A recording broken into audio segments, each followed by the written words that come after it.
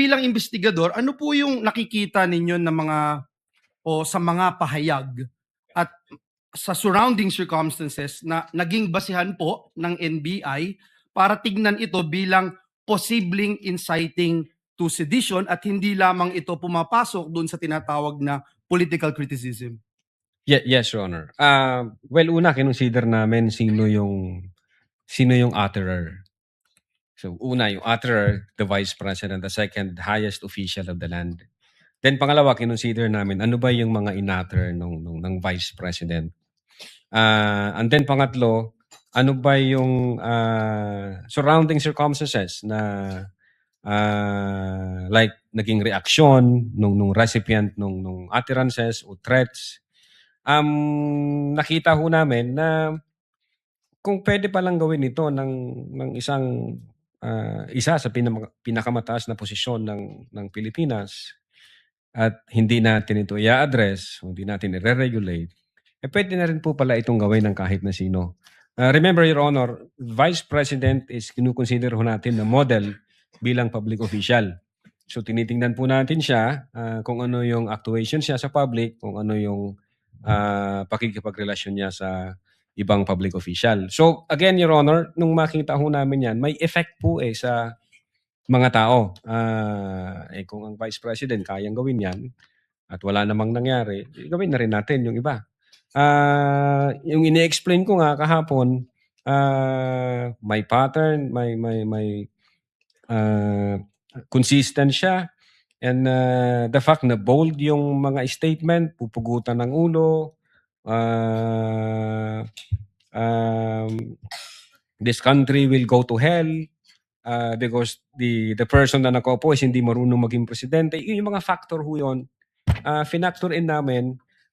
Pag nakita ito ng taong bayan at walang kilos na ginawa yung gobyerno, parang domino effect po yan. Pwede na. So, sunod-sunod na. Alam naman po natin ang nangyayari sa social media. So, nakita namin na dangerous to. Alarming siya.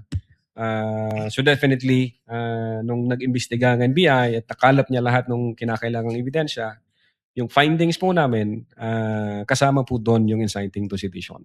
Is it safe to say na yung pinaka-core nito is that when it falls under that category na it somehow steers public uprising? Definitely, based on our investigation. Yun yes, po yung sir. core, would Yes, you say? sir. And do you use the same methodology as you use doon sa grave test? For example, yung 4 stages na binanggit po ninyo, identification, collection, analysis, legal evaluation, yung elements na binanggit nyo yesterday, yung factors considered, delivery, literal meaning, nature, relationship to the parties, blah, blah, blah.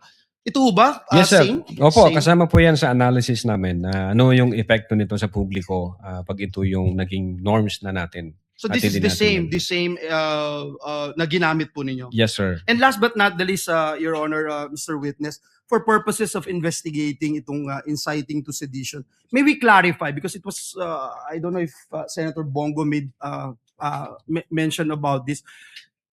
To clarify lang, is it necessary that someone was actually incited? Yun po ba, just for purposes of investigating itong inciting to sedition, is it necessary that someone was actually incited para mag-fall dito? Well, ang basis po namin, yung People versus Nabong, if I'm not mistaken, in order to be seditious yung speeches, it is not necessary na mayroong actual sedition. The law also penalizes or punishes those statements na mag-i-encourage to overthrow the government or to steer the people against the government or to disturb the peace of the community or to undermine public safety and public order. Thank you for the clarification. Thank you. Thank you, sir. Mr.